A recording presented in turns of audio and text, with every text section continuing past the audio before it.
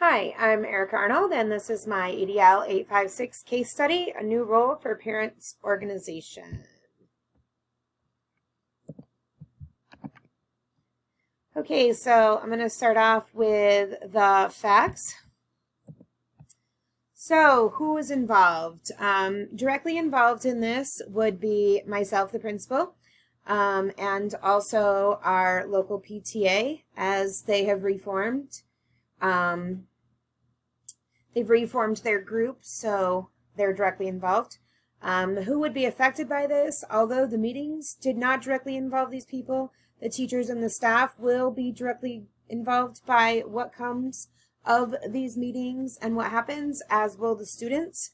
It could affect other community members in the viewing of our school and what they would like to come in to do to help. It could affect our district administration, and it could affect our Board of Education. But as of right now, it's directly involving myself, the PTA, and it will directly affect the teachers and staff and students.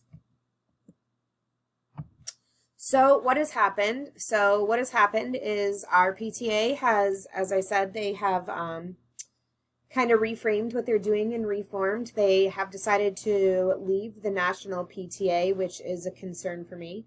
The PTA does have guidelines for getting involved, and although they're not rules or regulations, the guidelines are helpful. And when you're part of an organization like that, they encourage others to be the best that they can be for our schools and to achieve the goals that we're trying to achieve with our students. So the PTA anyway had we had a meeting in the fall, and then they had another meeting and they reformed. During that meeting that I was not involved at, they did some previous planning and they came up with some expectations. So during this first meeting that we had, they decided to share those with me.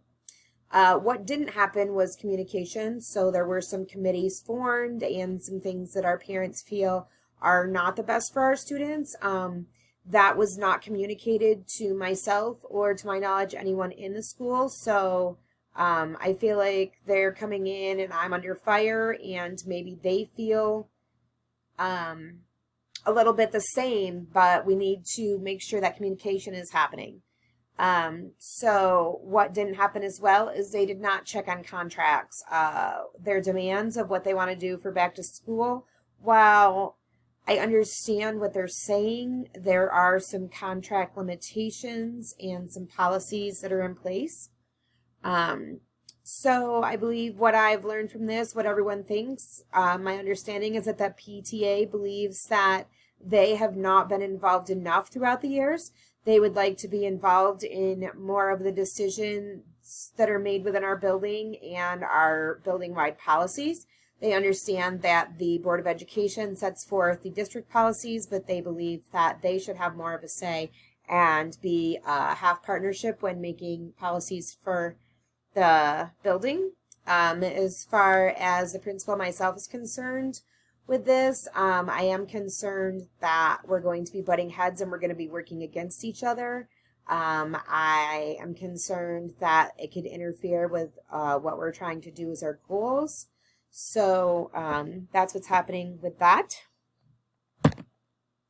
For my when, where, and how. So when, at the end of last year, again, PTA had a meeting with myself, and they discussed that they feel that they had a lot of lack of involvement, and that is where that was left.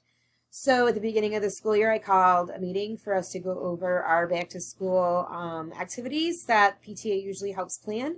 They voiced concerns about that, and they said basically they didn't like how things were going, so they formed some of their own committees to look at that and to see how to fix that. This meeting did happen in my office, hindsight 2020. After thinking about the meeting, I don't think that it was best in my office. I do believe empty classroom or a conference room or somewhere of a more mutual environment would be best for everyone. So looking at this, how is this going to promote our current and future successes? Currently, I believe what is happening with the first meeting, the parents do want to promote current and future successes for everyone. That includes all of the adults in the building, themselves, the community, the students. I also believe I would like to build relationships to support the home support within this. So that is my goal, to get the parents on board. It seems like they are on board with helping. I just need to reframe that so that we can see how we can start off with some more help at home and move into more at school possibly. I feel like we're all trying to build relationships to support school improvement. If they didn't believe that they were going to be helpful, those committees wouldn't have been formed. So although I don't like how it's gone about it, and I think that we can tweak that and we can work together, I believe everyone is trying to build those relationships in order to support our school improvement for everyone. And we need to communicate and advocate for the school needs. As I said, there was lack of communication on both sides. So I believe they are going to work on communicating to advocate for what they believe their needs are. I am going to put some things into place to advocate for our building needs. And hopefully we can work together and get all those things met for our students. Excuse me. Okay, so the legal and the ethical issues, what I found was that we do have a few board policies in place for this. So one of the things that they were talking about was evaluating curriculum and programs through our board policy IJ, which is the evaluation of instructional programs. That is written that the superintendent or a designee is going to be in charge of setting up those committees, forming those committees, and looking at our curriculum. I don't know how the parents would fit into this, but that is not something that I can just decide or the parents can just decide. Then we also have board policy IDAA-S, which is Family, School, and Community Partnerships Policy Statement. And basically what that says is we want community members and we want families to be a part of our school, but we are going to follow those 6 national PTA standards for school and family partnerships. And those standards are welcoming all families, communicating effectively, supporting student success, speaking up for every child, sharing power, and collaborating with the community. Again, I believe we are trying to meet that. We just are going to need to sit down and look how we can do that better for everyone. One thing that also is going to come into play per their idea of back to school events are our negotiated agreement, Section K, which is under professional responsibilities. So in this negotiated agreement for certified staff, we are only required to do 2 events per 9 weeks outside of our contract day. So if they took up those 2 events right at the beginning of the school year, then I could not count on my teachers to be there for anything else that we would want to do throughout those 9 weeks.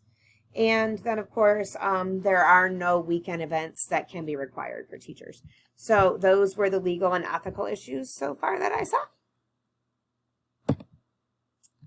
Okay, so for my statement, what I put was the school PTA would like to be more involved in school policy and decisions. So I need to communicate our school's needs in this area with as little controversy and as professional as possible in order to continue to build those relationships with my parents, to get everyone on board and for us to work together healthily as a team.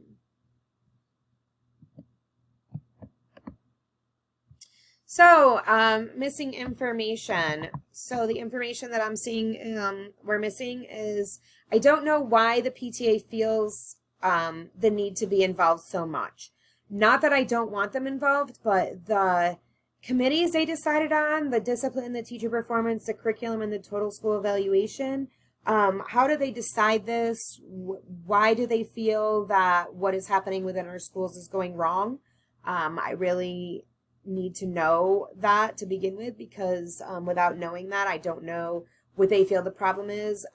We really need to do some problem solving so that we can figure out where to go as a team. I don't know if they know anything about our current policies. Did they look up board things? Did they look up our negotiated agreement?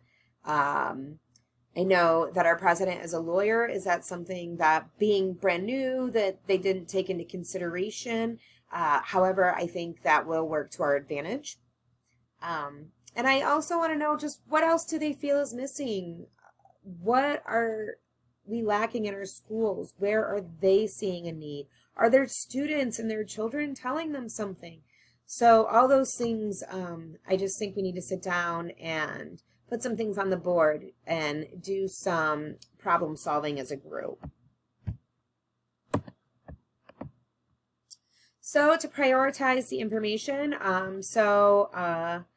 my PTA, they have needs and wants. They want to be more involved, and they're seeing some needs within our building that maybe I'm not necessarily seeing. Then I need to think about my thoughts and how I want to put them in order and how I would like to present them in order to continue to strengthen and build that partnership. I did need to think about the policies and the contracts, and I needed to look up that information so that I am prepared to present that during our next meeting. And I really needed to think about the importance of PTA community relationships, how they can benefit our students, how they can benefit our schools, and what we can do together to really increase our student learning. So with that being said, my plan.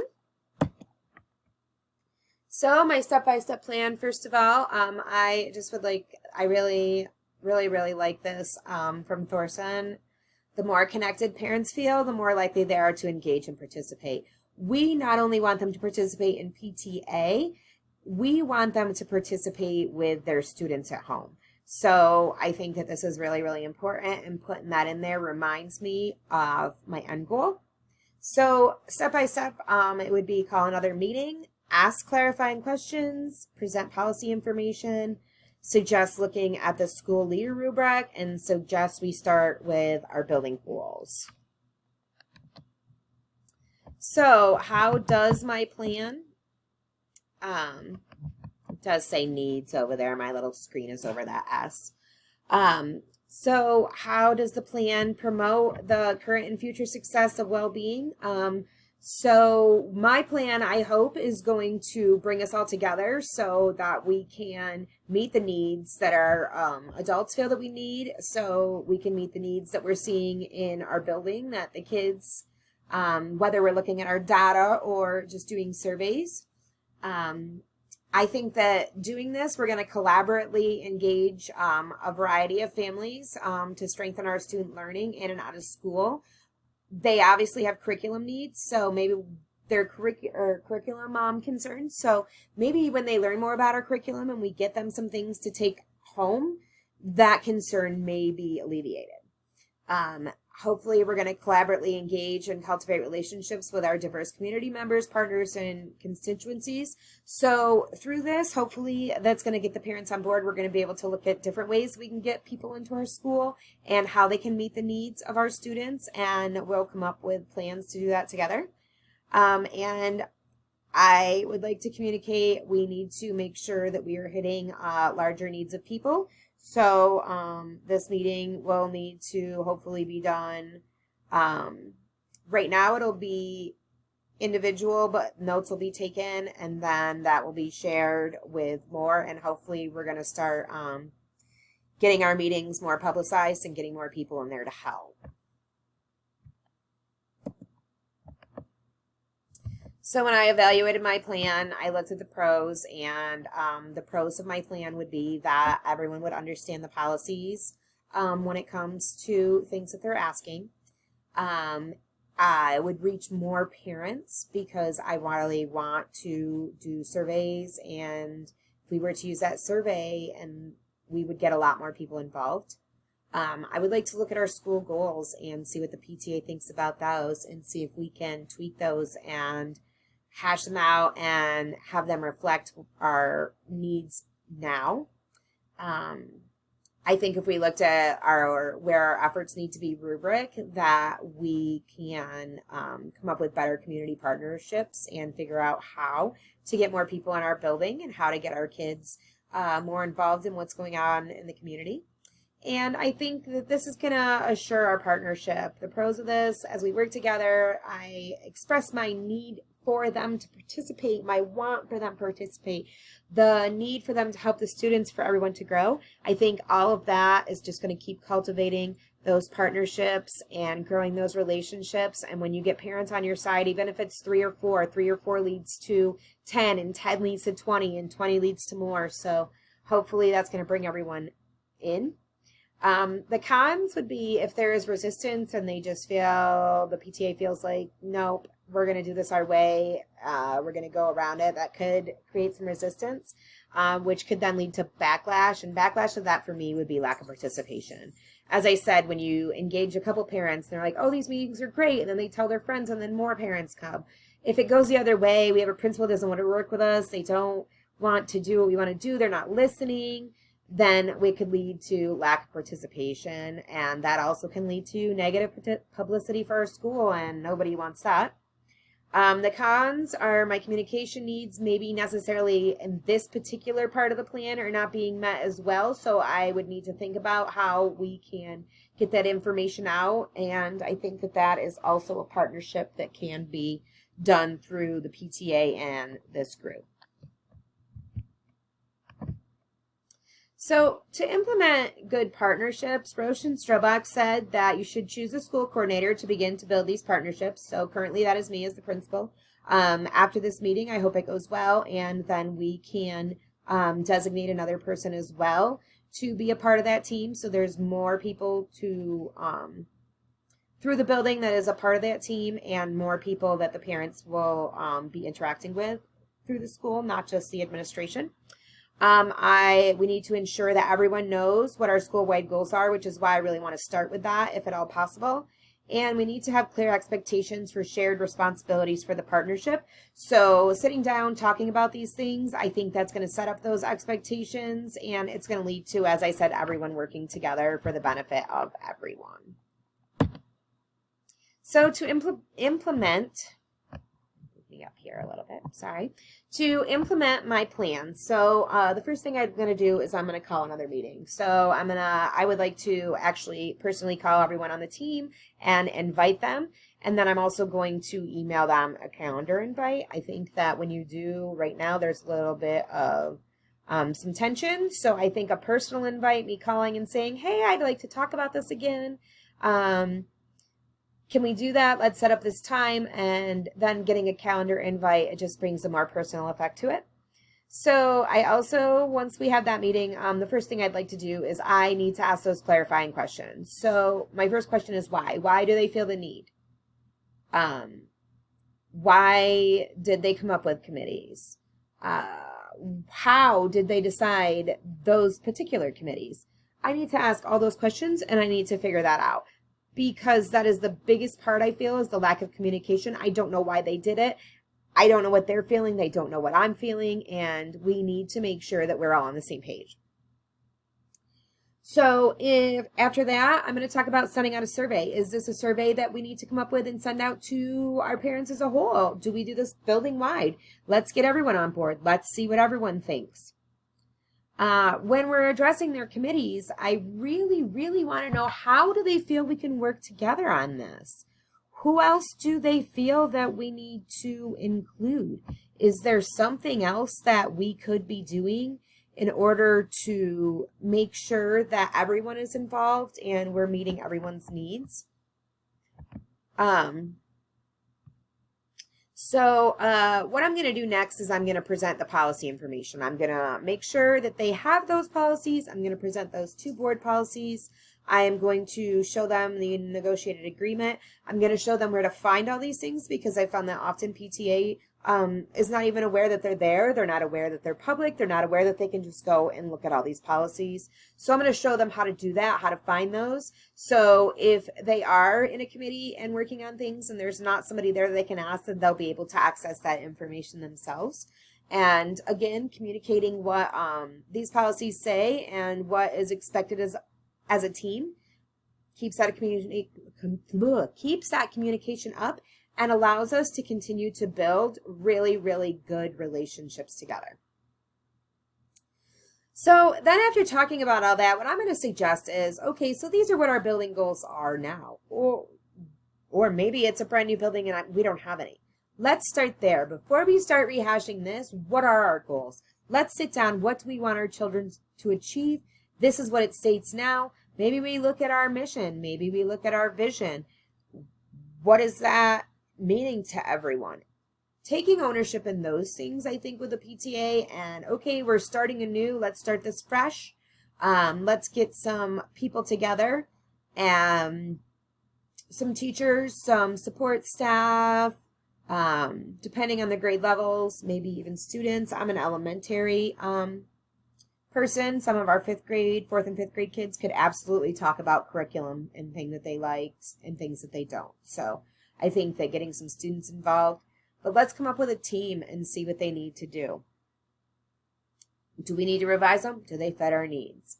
I also am going to suggest looking at the school leader rubric. So when you click on this rubric, it's really cool. It gives you a lot of different categories and information. You can look at your school, you can score it, and then it tells you where you're lacking. It gives you ideas of how you can use this to create better partnerships. So what does this tell us? What does it need? How can we make this, again, better for our students?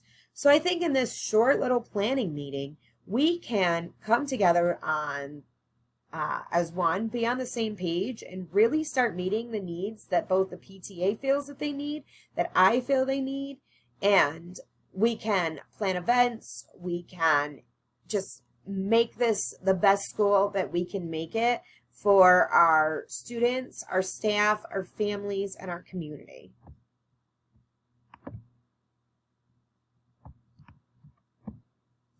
So on my implementation reflection, of course, what may happen. So the first thing, I hope that there's an agreement, because that's what we want. I want to work together with parents. I enjoy working together with many of my parents. I enjoy sharing their students with them and the growth and the joys that everyone gets from this.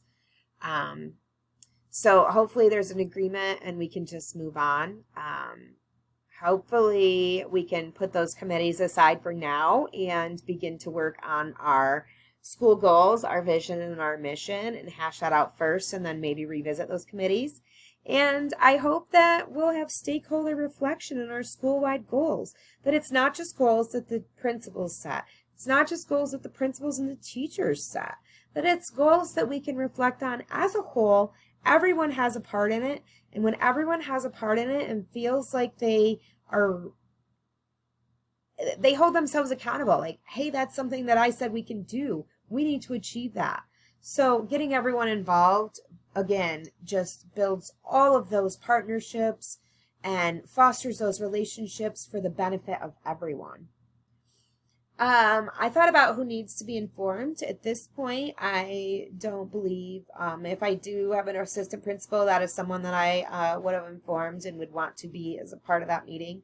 Higher than that, as far as district office right now, I don't feel like there's a need for that. I would ask maybe my leadership team in the building if they would like to be informed. If this is something that they would like to work on, maybe something that they could present as well. When I was thinking about, does anyone else need to be involved? I thought a lot, especially this year in my building, I have a lot of teacher parents. And by that, I mean their students attend our school. So yes, they're teachers or they're teacher aides or their support staff, but they're also parents of those kids. So maybe getting some of those teacher parents involved, because they have a unique perspective of seeing both sides of what's going on in the school, from the teacher perspective, from the parent perspective. So sometimes getting those parents involved and having them explain things is super, super helpful. And I think that that would be a great resource and asset for our teams as a whole.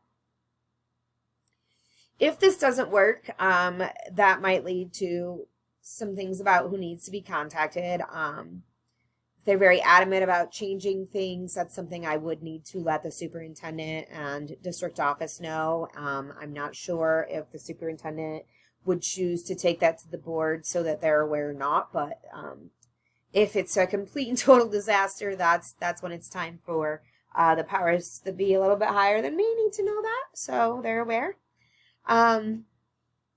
I do have a backup plan. So my backup plan would be to put have the parents go into those 4 committees and have them write down what their expectations are so that I can see that and then come back and have another meeting. So as we come back to the next meeting, they would present, this is what they want, this is what they want to get out of that. And it's basically kind of the same plan, but letting them tell me.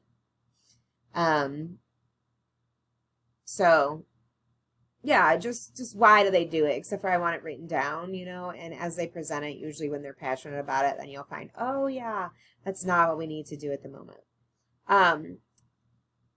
I whether we're in agreement, whether we're not in agreement, it is so, so important. And the most valuable thing that I can do for parents is to ensure them that I want their help and the students need it. We can't do this alone. We need our parents to be on board. And me expressing the gratitude and the thankfulness for the support and the willingness to try to help our school, whether we're on the same side at the moment or not, I think that's going to continue to build those relationships and make our conflict come to some win-win resolutions. So for my implementation reflection, for my CLO 5.2 correlation, so through this case study, I was able to think about how I would cultivate the relationships with the new PTA and its members. With there already being some disconnect, I had to think about how I could gain participation while encouraging and supporting success for all. So I had to look at those standards. How am I cultivating these relationships? How am I going to make sure that I'm having successful communication, that our building needs are being met, that our students' needs are being met, that our adult needs are being met? Through all those, which is the core of the standard, I really was able to think about it, dig into it, and hopefully come up with a good plan. So for my relevancy statement, this assignment was relevant to my learning because it's very real in my opinion. Often parents have ideas and thoughts that others can take negatively. Instead of seeing this as negative, I had to think about how I could change this to become a positive experience. They're not doing this because they're like, oh my God, you guys are incapable. They're doing it because they want to make the school better. So when we figure out how we can work together to do that, it's going to come together and we're going to work together fabulously. These partnerships are important, and the parents need to feel as they're just as important and just as welcome as their students are within our schools. For my personal reflection, this will influence my decisions as a future leader because I believe that my plan should be a plan that's implemented at the beginning of every year with every PTA. Let's look at this. What is our school-wide goal going to be this year?